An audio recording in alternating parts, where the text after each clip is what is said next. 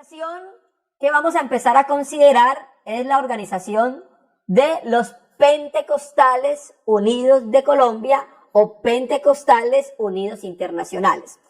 No vamos a considerar tanto la organización, sino que vamos a considerar la doctrina principal de ellos. Lo último que vamos a considerar en esta serie de heresiología es una doctrina que se llama de diferentes maneras. Se llama modalismo, lo conocen como sabellianismo, lo conocen como la unicidad o unicitarismo, o lo conocen como patripacionismo. Y vamos a empezar a explicar qué es esto. Primero, este tipo de doctrina se conoce como con el nombre de modalismo. Modalismo en la historia de la iglesia significa modos. Y hoy lo que vamos a tratar es el ser de Dios. Los modalistas dicen que en el ser de Dios no existen tres personas. No existe el Padre, no existe el Hijo y no existe el Espíritu Santo.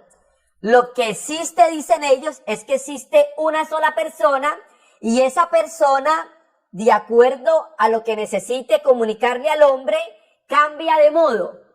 Entonces, en el Antiguo Testamento era modo Padre. En el Nuevo Testamento es modo Hijo. Y después de la muerte y resurrección y ascensión de Cristo es modo Espíritu. Modos, modalismo. También se conoce como patripacionismo, porque una línea de ellos enseña que Jesús es el Padre, no que Jesús es el Hijo, sino que el Padre se hizo carne, por ende el que muere en la cruz es ¿quién? El Padre. Entonces el patripacionismo significa que el Padre sufrió la pasión, ¿cierto? Y se conoce comúnmente como el sabellianismo, porque el promotor que documentó y tuvo más peso con esa doctrina fue alguien llamado Sabelio en el siglo III. Yo recuerdo, para hablar acerca de mi experiencia un poco corta acerca del modalismo, yo recuerdo una vez que yo estaba leyendo las Escrituras y estaba leyendo cómo Jesús oraba al Padre. Y ahora estoy seguro que era el Espíritu que desde el interior me surgió una pregunta. ¿Será que está orando consigo mismo? ¿Sí? Como yo creía que había una sola persona en Dios y ese se manifestó que no era el Hijo. Entonces yo pensé por un momento, ¿será que está orando consigo mismo? Pero inmediatamente el pensamiento se nubló. Y definitivamente fue en una reunión donde había varios hermanos y entre todos los hermanos había un hermano que era trinitario. El resto éramos modalistas, sabellianistas. Y entonces el hermano empezó a leer Juan 17, la oración sacerdotal del Señor Jesús. Y decía el texto, para que sean uno en unidad como tú, oh Padre, en mí y yo en ti. Los hermanos unicitarios, modalistas, sabellianistas, en esa reunión, increparon al hermano y le dijeron, ya tenemos que hablar de acuerdo a la revelación. A partir de ese día, yo empecé a pensar algo, yo decía, pero ¿será que hay una revelación mayor que la que tuvieron los apóstoles? ¿Cierto? Y él solo estaba leyendo el texto. A partir de esa experiencia, el Señor empezó como a llevarme a mirar que efectivamente había algo más. Ya después nos empezamos a reunir con ciertos hermanos que se dieron cuenta que yo era modalista y con mucho cariño y amor y paciencia empezaron a trabajar en mí. Entonces, ¿qué enseñan los modalistas? Los sabellianistas o los unicitarios. Que el Hijo de Dios es solamente la carne de Jesús. Que Dios no tiene un hijo en la eternidad y que Dios no envió a su hijo desde la eternidad a la tierra. Ellos le llaman hijo solamente ¿a qué? A la carne de Jesús. Esta doctrina la conocen en el mundo cristiano como lo solo Jesús. Además de su teología unitaria, insisten en el bautismo en agua en el nombre de Jesucristo y el don de lenguas. Su gobierno es congregacional, pero se reúnen administrativamente en conferencias y eligen superintendentes, presbíteros, ejecutivos y directores de divisiones jurisdiccionales. Y llegamos a la IPUC, Iglesia Pentecostal Unida de Colombia. El 12 de mayo de 1937 llegó al territorio colombiano el misionero Axel Werner Lancer, danés. enviado por la Fraternidad de las Iglesias del Evangelio Completo del Distrito Marítimo de Canadá. Fue en 1939, se organizaron formalmente como la Iglesia Pentecostal del Evangelio Completo. Recién llegado el misionero Larsen, compartió con los misioneros trinitarios Charles y Clara Berstol, quienes al convencerse de la doctrina de la unicidad de Dios, conversaron con sus seguidores que habían sido bautizados en la Trinidad y todos pidieron ser bautizados en el nombre de Jesús. Entre ellos se encontraba Maruja Correa, quien era una destacada joven predicadora. En un solo día del mes de junio de 1937, 52 colombianos fueron bautizados en el nombre de Jesús por el hermano Charles en el río Servitá, mientras el misionero Larsen observaba como testigo. Historia del unicitarismo o historia de la unicidad. Cuando tú buscas en la historia de la iglesia, historia relacionada con las tres personas divinas en el único Dios verdadero, encuentras mucha historia abundante. Pero cuando tú buscas historia de la unicidad, encuentras muy poca historia. Hay un libro que se llama La unicidad de Dios, quiero mostrar la carátula, de alguien llamado David Bernard. Esta es la carátula del libro, ¿sí? En este libro, David Bernard, en la página 34, dice: parece que la mayoría de los creyentes de la unicidad no dejaron un registro escrito. Las obras escritas por otros fueron destruidas por sus opositores victoriosos. Él atribuye a que no haya historia de la unicidad en la historia de la iglesia porque los opositores, en este caso los trinitarios, destruyeron todas las obras, ¿sí? Ellos admiten una trinidad modal, o sea, de que habían tres modos de manifestaciones, pero no tres personas en la divinidad o en la deidad. Reconocían la verdadera divinidad de Cristo, pero negaban toda distinción personal en la deidad. La persona de Cristo sería a la vez Hijo y Espíritu Santo. Es decir, Jesús fue el Padre en el Antiguo Testamento, Jesús fue el Hijo en el Nuevo Testamento y el Espíritu Santo después de Pentecostés. Entonces, lo que hace la unicidad, aunque ellos dicen que somos nosotros los que presuponemos cuando vamos al texto, vamos hoy a mirar quién presupone más. ¿Por qué lo decimos de esta manera? Los pentecostales o los unicitarios o la unicidad, cuando van al texto bíblico, van con una preposición que cuando leen Hijo de Dios se refiere a la carne. ¿Listo? Y ellos dicen que lo que existe en Dios son esto: roles, oficios o títulos. Ellos dicen que Padre, Hijo y Espíritu Santo no son personas, sino que Padre, Hijo y Espíritu Santo son roles de un único Dios. Ellos dicen que Padre, Hijo y Espíritu Santo no son personas, sino títulos de un mismo Dios. Y ellos dicen que Padre, Hijo y Espíritu Santo no son personas, sino que son oficios del mismo Dios, ¿cierto? Pero nosotros cuando vamos al texto y leemos Hijo de Dios, nosotros creemos que Dios tiene un hijo. Así de sencillo. ¿Quién va con más presuposición al texto? El Logos es el mismo hijo, el que es Logos, que es el mismo hijo, es el mismo Padre. No hay sino un único indivisible espíritu, aunque se le denomine con diferentes nombres. El Padre no es una persona y el Hijo otra. Son la misma y única persona. El Espíritu que se encarnó en la Virgen no es diferente del Padre, sino uno e idéntico. De manera que los nombres Padre e Hijo se aplican a uno solo y mismo Dios, siendo pues esta persona uno y no pueden ser dos. ¿Sí? Entonces ya vamos entendiendo bien lo que es la doctrina modalista. Dicen que el Hijo no se encarnó, sino que fue el Padre el que se encarnó, ¿cierto? Despersonalizando al Hijo y por ende termina en algo peligroso. ¿Sabe qué es? Negando al Hijo de Dios, negando que Dios tiene un Hijo. Pero han tomado todo su error y el sentido de su error de ciertas obras apócrifas, especialmente el llamado Evangelio egipcio, como algunos lo han llamado. Hay muchos pasajes en él, como si dijera a sus discípulos que el Padre es es el mismo que el Hijo y que el Hijo es el mismo que el Padre y que el Espíritu Santo es el mismo. ¿Sí? Ahora en el libro La unicidad de Dios de David Bernard, que entre los unicitarios y la unicidad es un prominente teólogo unicitario, él tiene un subtítulo en el capítulo 10, en la página 235, así: creyentes de la unicidad en la historia de la iglesia. Esto lo tomamos del mismo libro de él. En el capítulo 10, la página 235. Entonces, él va a mostrar prominentes unicitarios en la historia de la iglesia. Y preste atención a esto que vamos a ver. La Reforma produjo a muchos que se oponían a la doctrina de la Trinidad a favor de la creencia de la unicidad.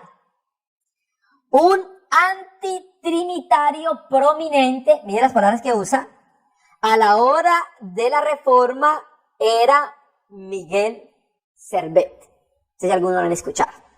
Vivió en el 1509 a 1553. Ese es uno de los que él presenta como creyentes prominentes de la unicidad. Y en la página 236 tiene otro creyente prominente de la unicidad en la historia de la iglesia. Hermano, como no hay historia de la iglesia de la unicidad, ¿qué es lo que hizo David Bernard en su libro La unicidad de Dios? Buscó supuestamente hombres prominentes para presentar hombres prominentes que han proclamado la unicidad de Dios, pero creemos que ahí cometió el mayor error. Ya le vamos a decir por qué.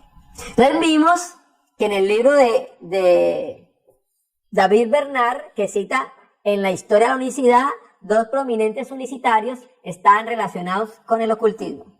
No estamos diciendo que los unicitarios son ocultistas. Estamos diciendo que en la historia el primero en hablar acerca del modalismo fue Simón.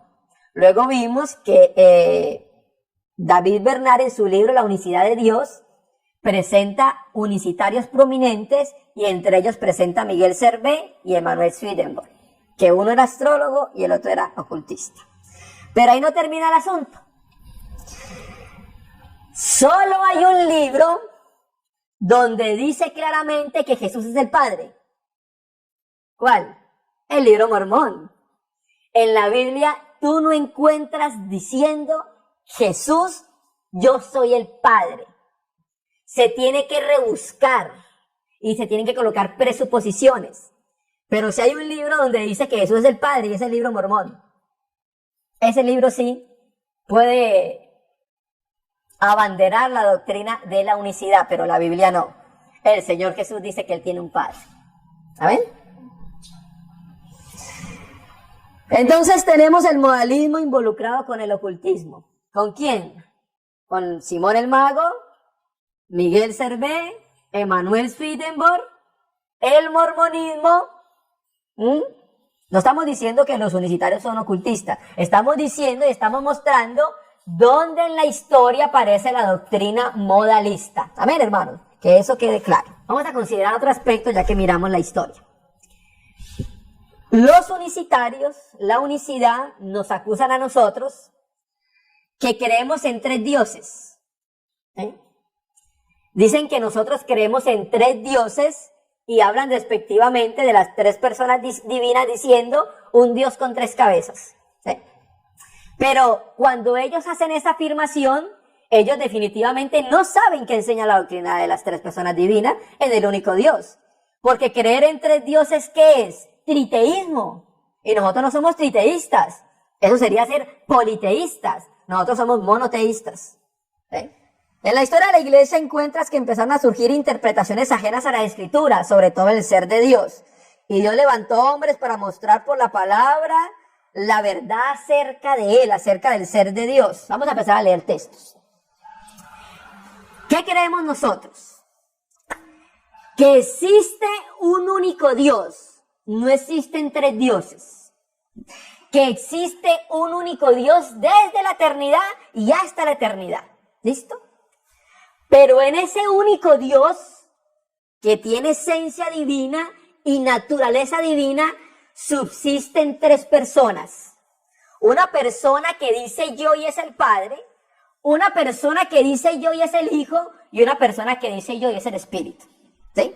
Nosotros no queremos en tres dioses, eso es triteísmo. Nosotros queremos en un único Dios, y cuando hablamos de Dios estamos hablando de la divinidad, de la deidad. Y ese es el problema que veo que tienen los unicitarios, que yo tenía. Que cuando hablamos de un único Dios, creemos que estamos hablando de una única persona. No, estamos hablando de un único ser, que tiene esencia divina y tiene naturaleza divina, ¿cierto? Pero en esa esencia y naturaleza divina, ese único ser, subsisten tres personas. Uno que es el Padre y dice yo, uno que es el Hijo y dice yo, y uno que es el Espíritu Santo y dice yo. Pero ¿sabe quién más no puede soportar eso? Que Dios tenga un hijo. La unicidad, hermanos. El mismo espíritu que tenían los judíos. Querían apedrear al Señor Jesús porque había dicho que en la unidad había un somos. Lo iban a apedrear porque estaba declarando la unidad compuesta del Shema, y si él decía que era uno con Dios, pues era Dios. Si yo soy uno con Dios, tengo que ser de la misma naturaleza. Yo soy uno con mi esposa porque somos de la misma naturaleza. ¿Qué? Humana. ¿Cierto? No podemos ser uno sin tener naturaleza divina, ¿cierto? Y Juan 17:22, sumémosle el texto.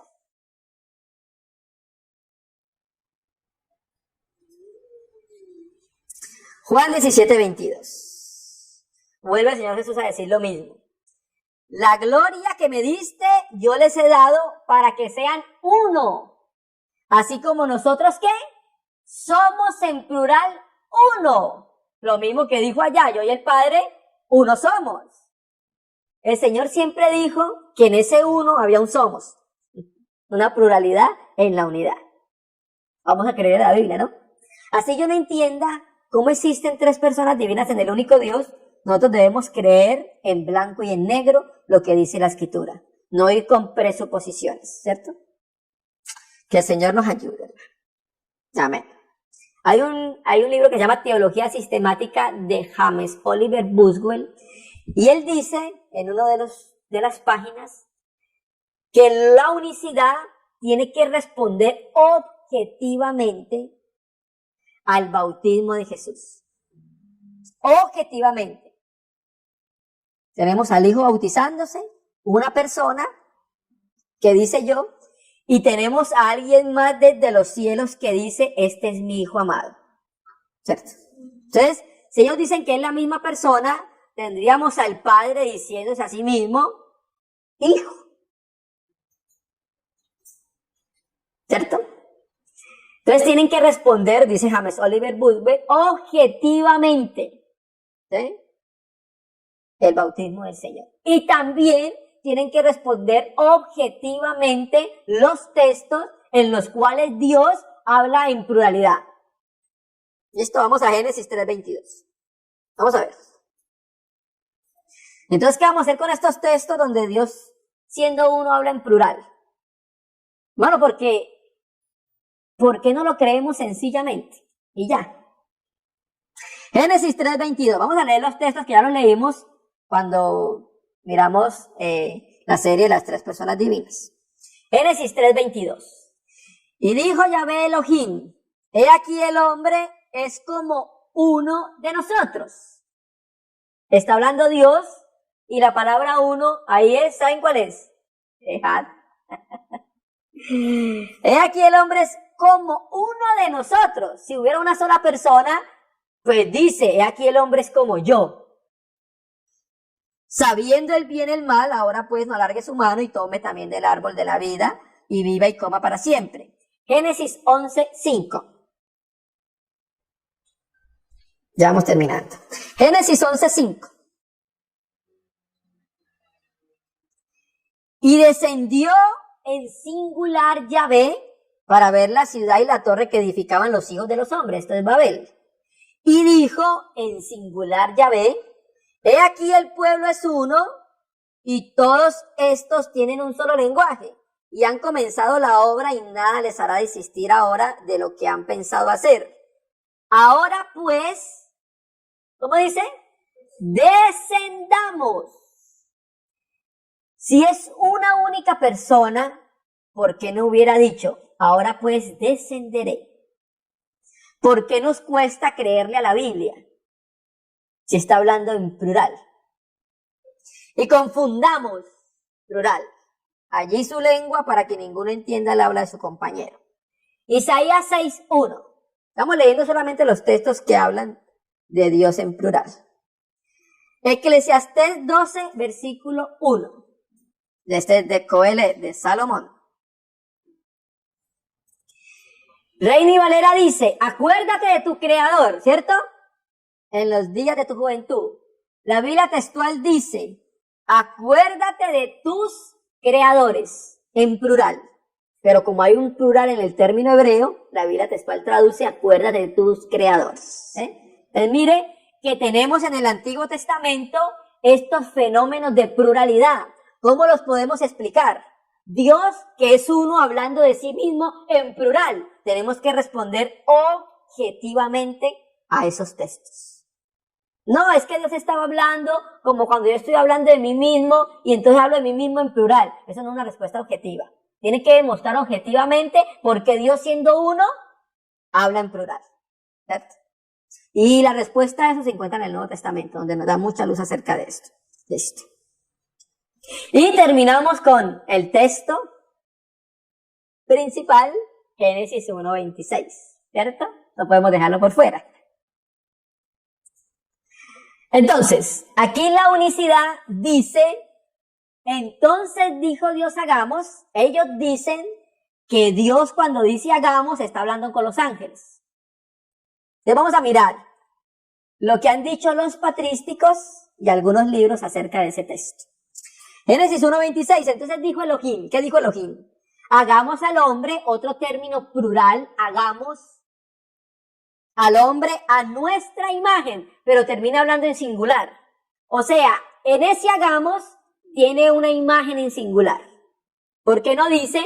¿Por qué no continúa el texto diciendo hagamos al hombre a nuestras imágenes? Porque empezó hablando en plural. Debía terminar la oración en plural, pero la termina en singular. Hagamos al hombre a nuestra imagen, conforme a nuestra semejanza. Mira lo que pensaba Ireneo de León acerca de este texto. Ireneo, año 130, 202, en su libro Contra Herejías, libro 4, capítulo 20, versículo 1. Dice, no son pues los ángeles quienes nos han hecho o nos han formado. Ya empieza diciendo eso. Ni es posible que ellos pudieran hacer una imagen de Dios. Ni sería capaz de hacerlo cualquier otro a no ser el verbo de Dios. Ni podría tampoco realizarlo ningún poder que no sea el Padre de todos. No tenía Dios necesidad de nadie para ejecutar lo que él mismo había predeterminado hacer, como si no dispusiera de unas manos propias. Están en efecto siempre él con el verbo y la sabiduría, el Hijo y el Espíritu, por medio de los cuales y en los cuales libre y espontáneamente hizo todas las cosas. Es a ellos a quienes se dirige el Padre diciendo, hagamos al hombre a nuestra imagen y semejanza. Es lo que dice Ireneo. Año 130. Ellos veían en ese texto una pluralidad. El Padre hablando con la divinidad. Contra Herejías, el mismo Ireneo, libro 4, página 208 en el PDF. El hombre está compuesto de alma y carne, la cual fue formada a semejanza de Dios y plasmada por sus manos, esto es por el Hijo y el Espíritu, a los cuales dijo, hagamos al hombre y a la unicidad. Si la pluralidad en la Trinidad te escandaliza, como si no estuviera ligada en la simplicidad de la unión, te pregunto, ¿cómo es posible que un ser que es pura y absolutamente uno y singular hable en plural? O sea, lo mismo que se presentó hace 1800 años lo estamos presentando nosotros hoy. ¿Cómo es posible que un ser que es pura y absolutamente uno y singular hable en plural? Hagamos al hombre a nuestra imagen y semejanza. ¿No debería haber dicho más bien, hago yo al hombre a mi imagen y semejanza? Puesto que es un ser único y singular. Sin embargo, en el pasaje que sigue leemos, he aquí que el hombre se ha hecho como uno de nosotros. O nos engaña Dios, o se burla de nosotros al hablar en plural, si es que es así, que Él es único y singular, o más bien, ¿se dirigía acaso a los ángeles como lo interpretan los judíos y la unicidad? Porque no reconocen al Hijo, no solamente los judíos, sino también ¿quién? La unicidad, no reconoce ahí al Hijo. O bien, sería quizás porque Él era a la vez Padre, Hijo y Espíritu Santo, que hablaba en plural, considerándose múltiple. Por cierto, la razón es que tenía a su lado a una segunda persona y a su Hijo. Una segunda persona, su Hijo y su Verbo. Y una tercera persona, el Espíritu en el Verbo. Por esto empleó deliberadamente el plural, hagamos nuestra imagen uno de nosotros. En efecto, ¿con quién creaba al hombre? A semejanza de quién lo creaba. Hablaba por una parte con el Hijo, que debería un día revestirse de la carne humana, de otra con el Espíritu, que debería un día santificar al hombre, como si hablara con otros tantos ministros y testigos. Y terminemos. Y en efecto, la Escritura dice de nosotros lo mismo que Dios dijo a su Hijo. ¿Qué le dijo Dios a su Hijo? Hagamos al hombre a nuestra imagen y semejanza, y tenga imperio sobre las bestias de la tierra, sobre las aves del cielo, sobre los peces del mar. Y dijo después de contemplar la hermosa figura nuestra, creced, multiplicaos e hinchid la tierra. Todo esto a su Hijo. Cuando dice hagamos al hombre a nuestra imagen, Colosenses 1:15, vamos a leer ese texto para terminar. Cuando dice hagamos al hombre a nuestra imagen, Colosenses 1:15 dice, Él es la imagen de Dios, del Dios invisible, el primogénito de toda creación. Entonces el Hijo es la imagen, o sea que estaba hablando con su Hijo. ¿Amén? Estaba hablando con su Hijo.